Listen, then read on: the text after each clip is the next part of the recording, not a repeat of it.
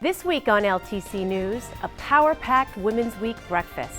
And I'm ready to stand shoulder to shoulder with you. A Lowell author returns. The new Lowell, with cafes on every corner and restaurants, is a very kind of cool place to be. And the Lowell High School principal weighs in. A lot of questions coming to me about, well, where are you? Stay with us.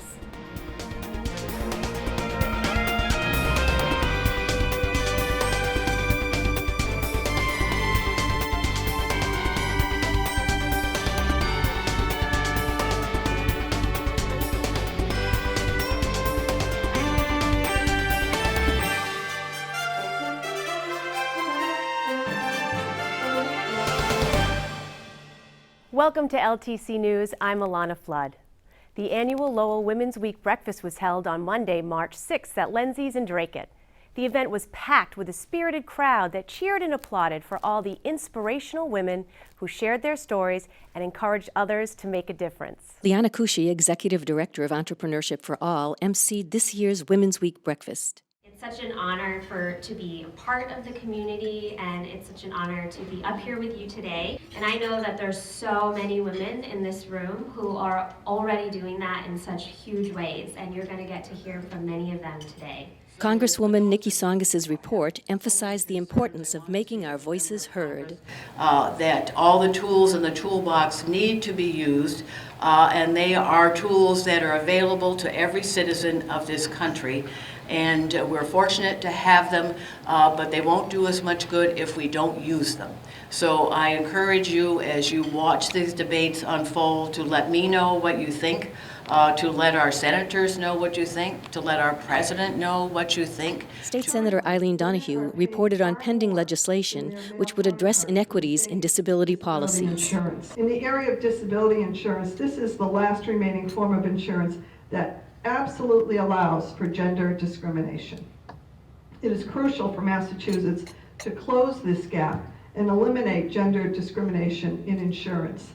I am going to fight for that in the legislature, and I am very, very hopeful that we will be able to pass that law this session. U.S. Senator Elizabeth Warren sent a video lauding this year's Women's Week theme, Women Taking a Stand, Roaring into the Future. People are angry about immigration restrictions and religious bans that undermine our nation's core values. And they are angry about a Secretary of Education who doesn't support public education, and a Secretary of the Treasury who made his money as a foreclosure king, and a posse of economic advisors who rode straight from Wall Street to roll back financial regulations for the whole country. Angry over a government and an economy that works great for billionaires and big corporations, but that leaves hardworking families behind. Now, we can whimper about it, we can whine about it, or we can fight back. Me, I'm fighting back. And I'm ready to stand shoulder to shoulder with you. City Councilor Rita Mercier presented the city's proclamation honoring Lowell Women's Week. Thank you so much. Keynote speaker Julie Chen, UMass Lowell's Vice Chancellor for Research and Innovation, urged women not to let negative comments discourage them from entering STEM fields.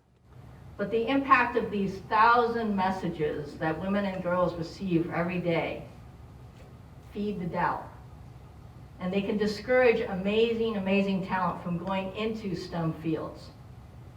And how as a country, and frankly as a world, with all the challenges that we face, in health, the environment, energy, security, these all require a major technological component. 4 inspiring women were chosen as Because of Her award winners. Kolab Tu and Pusi Tahoy of the Anchor Dance Troupe, Louise Griffin, founder of Zach's Team Foundation, and Sally Thayer, Boys and Girls Club Nutrition Director and volunteer for SOAP, No Kid Hungry, and the African American Festival. Women's Week activities extend throughout the month of March. You can see a complete list at lowellwomensweek.org. As he does every week, Brian Dorrington, LTC Director of Municipal Programming, brings us his City Council Synopsis.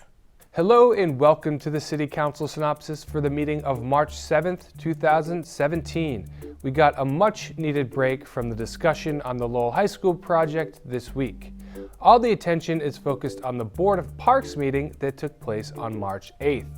Unfortunately, March 8th is the date that I filmed this segment, so I have no idea what's going to happen, but I will make sure to inform you of the results on next week's segment. You can watch the Board of Parks meeting on LTC Channel 99 and on demand at ltc.org. There was one mention of the new high school, and it was an important one. Mayor Kennedy and Councilor Samaras presented a motion requesting the city hold forums regarding the high school project in Spanish and Khmer. 2 forums have already been scheduled. The first will take place on March 22nd at the Lowell Senior Center and will include Spanish translators.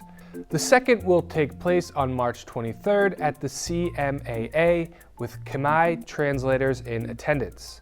Mayor Kennedy also asked City Manager Kevin Murphy to look into the feasibility of having a forum in Portuguese. Police Superintendent William Taylor and City Manager Kevin Murphy addressed the handling of noise complaints at Tsongas Pavilion. The Tsongas Pavilion is managed by the Massachusetts Department of Conservation and Recreation. All permitting approval goes through DCR, which ultimately leads to the city having less control over the process. The LPD is gaining some new control as they will be provided with a pre-distribution list of all applicants and can request applicants have a police detail at any given event. It is a possibility that the DCR will fund these details. The new Lowell mobile app has officially launched. The app features news updates, a calendar of events, meeting agendas, and much more. To download the app, simply search City of Lowell in the App Store. Well, that's all I have for you today. Remember, you can watch the meetings in their entirety on LTC Channel 99 or on demand at ltc.org anytime. Thanks for watching, and be swell.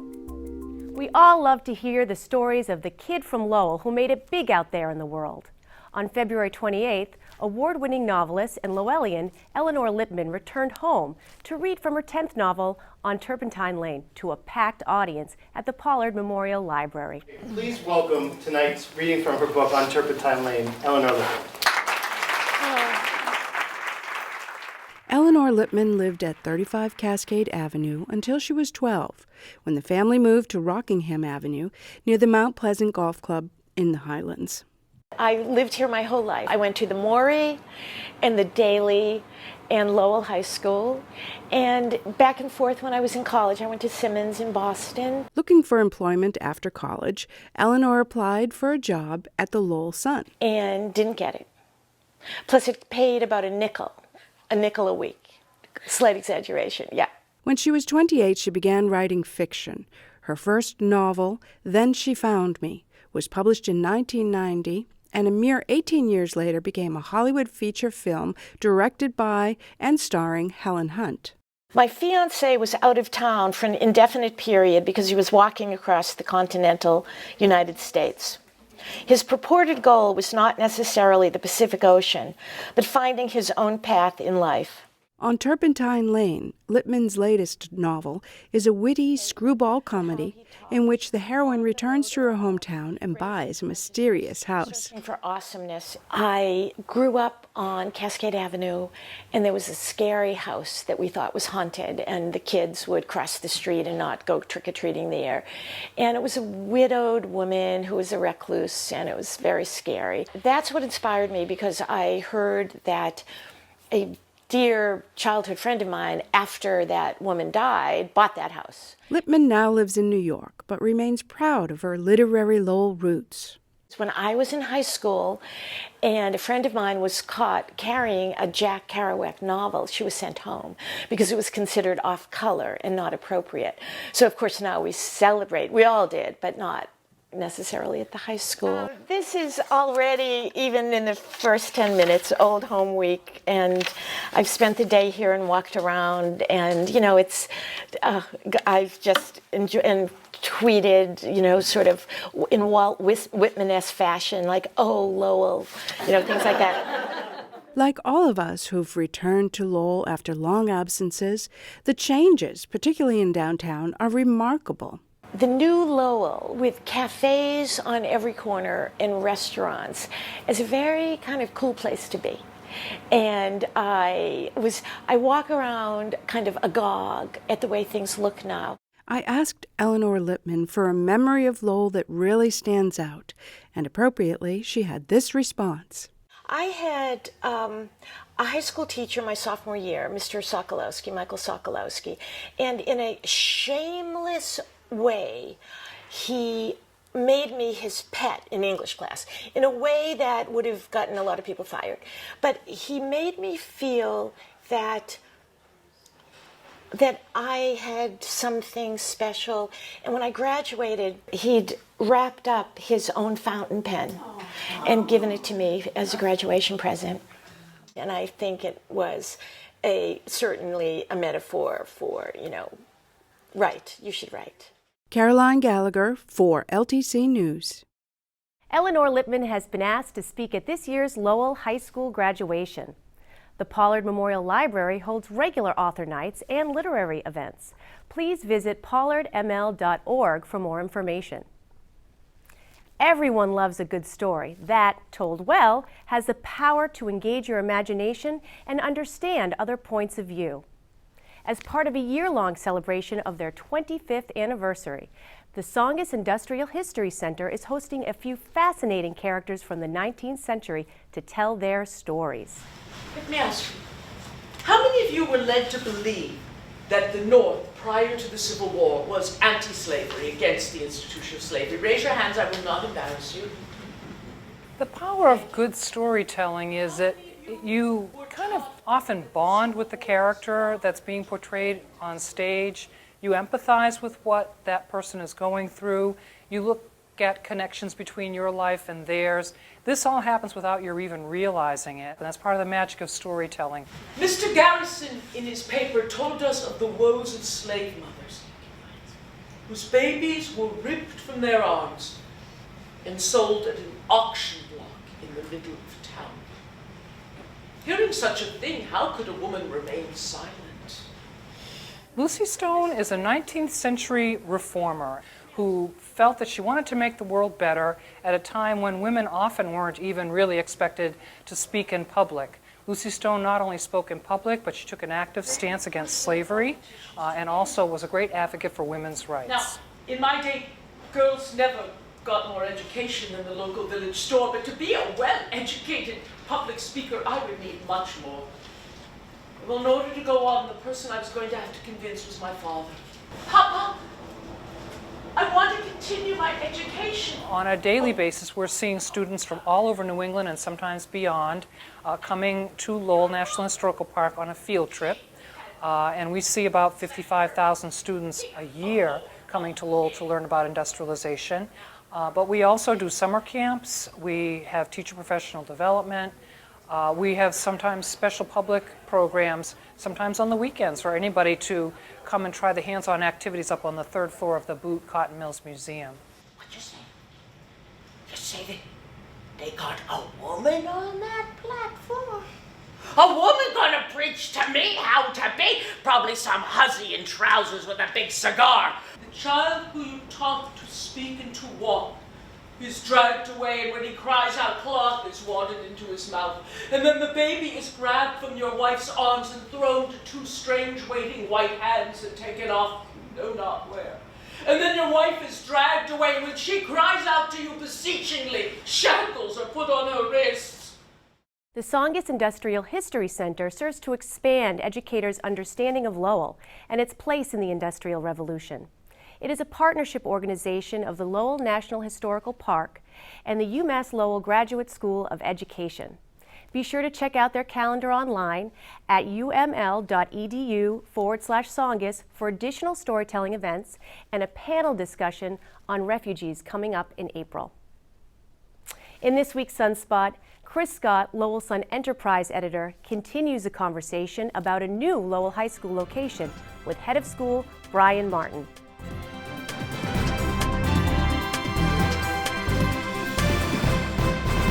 Hello, everyone. Thanks for tuning in to this week's edition of Sunspot, the Sun's contribution to the LTC News. With me today is Brian Martin, the high school headmaster, I should say head of school. Correct. I like to call him the principal, but he's also a former city manager, a former city councilor, former mayor, former assistant city manager. Brian, thank you for coming in today. My pleasure. I appreciate Thank it. you. Thank We're you. going to talk about the new high school project, or whether the city renovates the current high school downtown or builds a new stadium, a new high school out at Colley Stadium.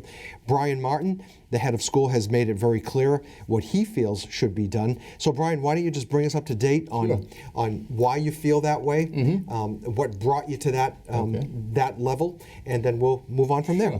Sure. I think first I'd like to just remind everyone that I was appointed to the school building committee by the city manager and have served for, I think we've been doing this for a year and a half or so, that initially went through selecting the owner project manager, which is Skanska, and then the architect, Perkins Eastman, and then following following through on all of the various options. So I've been involved with it for quite some time and had agreed with the city manager that until we had a short list of options, I would not state publicly how I felt, and I think I've been fair to the process with that. But now we're really at a point where it's one or two places, and so I felt compelled to take a good hard look at what each option would mean to our community. You know, there have been an advocacy group that formed over the Colley site, and so there was really a lot of questions coming to me about, well, where are you? Why aren't there more advocates for the downtown site? And so I felt that at the last meeting would be an opportunity to at least go and express my opinion about why I feel downtown is equitable. It is a site that has enormous synergies with the downtown community between the Pollard Library and the university, the college, Boys and Girls Clubs, the Tsongas Industrial History Center, the same feeling for a student to come downtown as a community college student or a university student. Can we just stay on that thought just for a second? I'm sorry to interrupt, but when you say those synergies exist, can you be a little bit more specific? And are we talking about high school students going over to the Boys and Girls Club, going to Middlesex Community College, going to UMass Lowell, going to the Pollard, or representatives of those entities coming to the school? It's a combination of both, actually. I mean, we partner with the National Park, for example, and do programs. We partner with the Tsongas Industrial History Center, where in most cases we would go there. We would walk. We would walk to UMass Lowell for M2D2 programs. In our dual enrollment, our faculty teaches through a partnership with the college and the university, so we don't physically have our students go there. But there is an impact, I think, on students, particularly first-generation college students, to be part of a downtown that has college students, and I think there's something to be said for that versus being isolated on a campus. So when the students walk downtown in the morning, there are Middlesex and UMass students, some faculty members, and we're part of that. I think that's an important piece. We also have internships everywhere. We have internships with the Lowell Someone at the Sun now. We do. We work with Eddie in the advertising department. Students can walk there. We have internships with Enterprise Bank, Untitled Credit Union. We have internships with CTI in the Planning and Development Office at City Hall.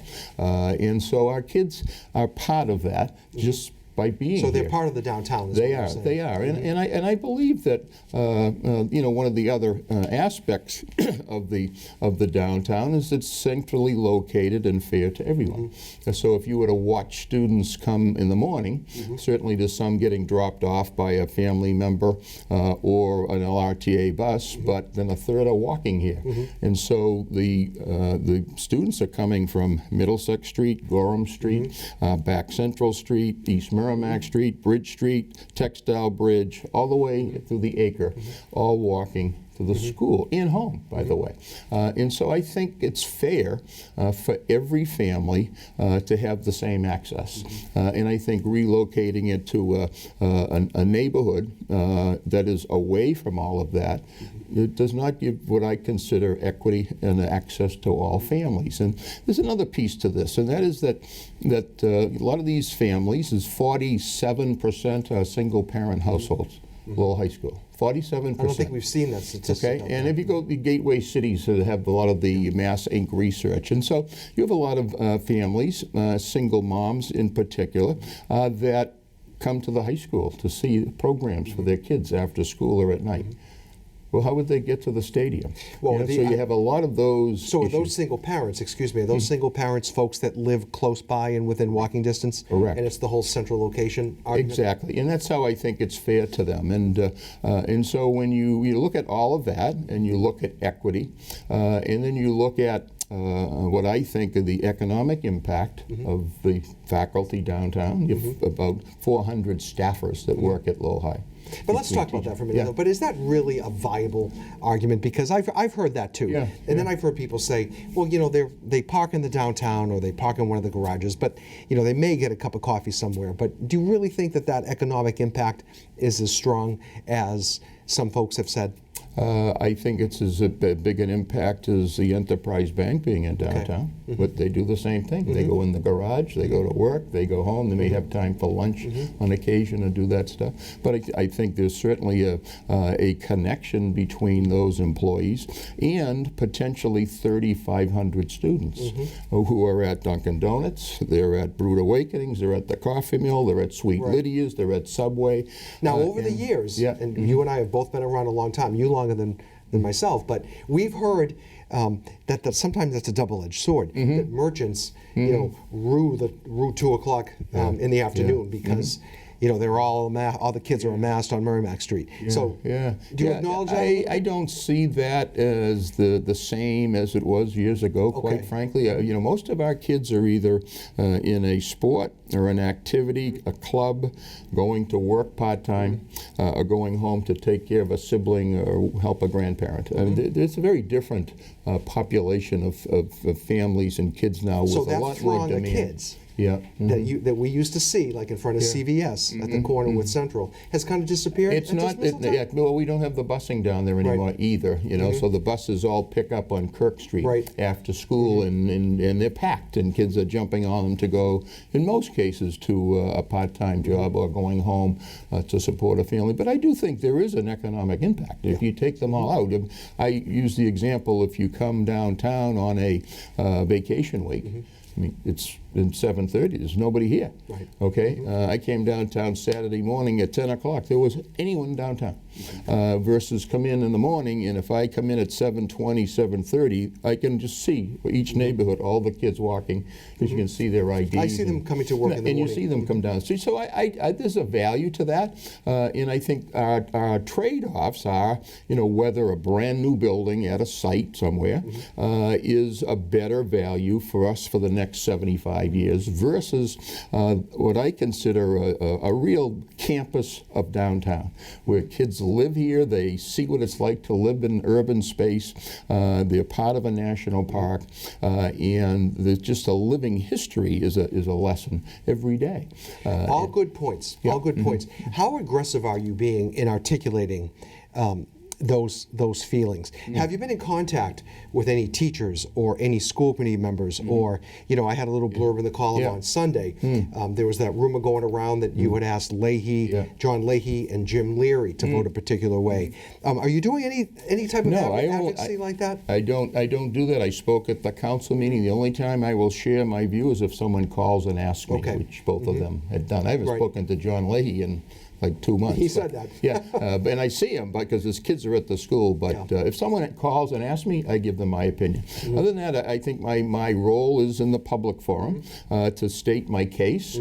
We have student forums that are going to come up in mid to late March that we're starting to organize. And we had been somewhat criticized that we didn't bring the students in earlier, but we had like 10 or 11 options all over the place. It's only recently that it's really been That's right. And it was very confusing. And and kids were asking, what do we do? And now that we really only have 2, we're going to have some forums for kids and to have different opportunities for the students to develop a position. Okay. And so they'll just be enlightened as to here are the pros and cons That's of right. one site. That's right. And then I think the city, I think, has a challenge of outreach to our Latino and Cambodian and African American. There's a story in the Sun today on that. Okay. The community, so that they all feel like they've had an opportunity to be heard. I think that's important. I mean, our percentage of minority students is high at the high school, and a lot of them are walkers.